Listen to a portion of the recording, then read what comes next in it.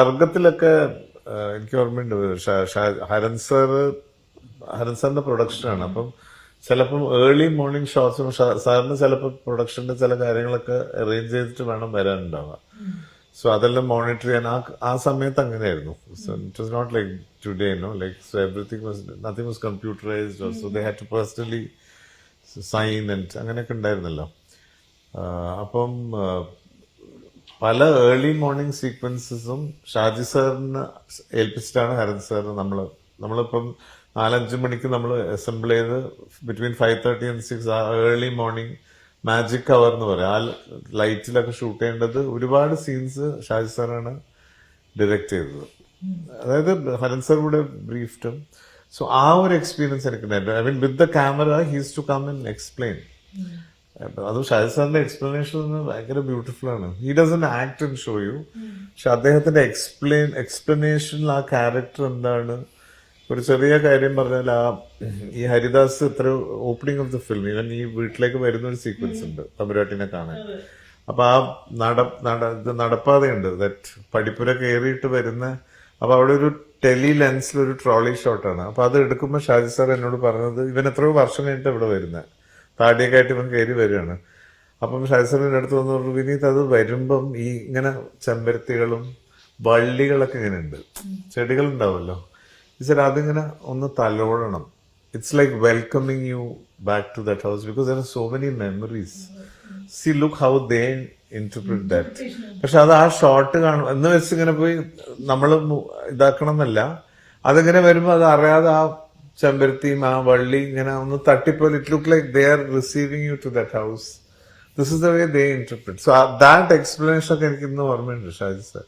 So when you talk about cinematographer come director come writer and all, there are so many great filmmakers like that. Balu Mahendra sir, cinematographer Santosh Shivan sir. Santosh Shettakka adinte oru wizard ആയിരുന്നല്ലോ, like direction and അതെ. So അങ്ങനെ a lot of legends are there, masters are there. Because script writing and camera was a very unusual combination. നമ്മളൊക്കെ cinema ഭയങ്കരമായിട്ട് ആസ്വദിച്ച് കാണുമ്പോഴേ tons of experience, tons of എത്രയോ memories, കാര്യങ്ങൾ, legends. പക്ഷെ ഇതൊക്കെ കേട്ടുകൊണ്ടിരിക്കുക അല്ലെങ്കിൽ ഇതിനെ പറ്റി സംസാരിക്കണമെന്നൊക്കെ ഒരു മാസ്റ്റർ ക്ലാസ് എവിടെയെങ്കിലും ഇതിനെ വെച്ച് ചെയ്യണമെന്നല്ല ആഗ്രഹമുണ്ട്.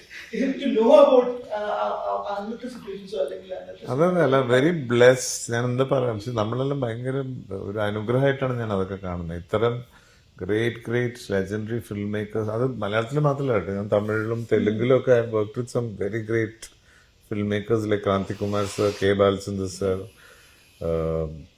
ശങ്കർ സർ, അവിടെ ശരത് എന്നൊക്കെ പറഞ്ഞിട്ട് വലിയ രവിരാജ പിൻസിറ്റി എന്നൊക്കെ പറഞ്ഞാൽ തെലുങ്കിലെ വലിയ ഡയറക്ടേഴ്സ് അവരൊക്കെ. So I had the good fortune to work with all of them. Raviraja സാറിനോട് ഞാൻ 3 പടങ്ങൾ ചെയ്തിട്ടുണ്ട്.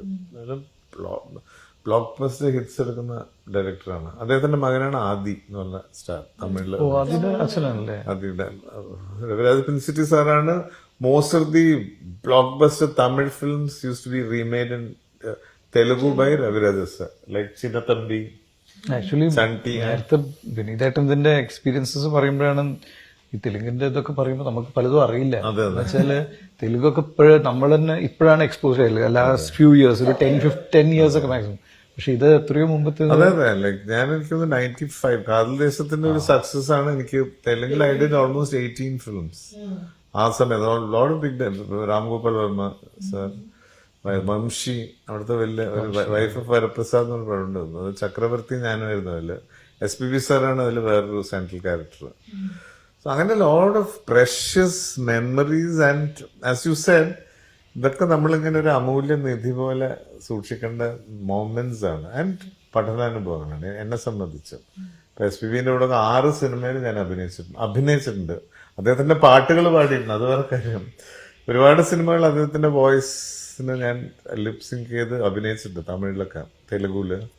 അദ്ദേഹത്തിനൂടെ അഭിനയിച്ചിട്ടുണ്ട് 6 സിനിമയിൽ. അത് ദാറ്റ് വാസ് ഒരു അബ്സല്യൂട്ട് ട്രീറ്റ്.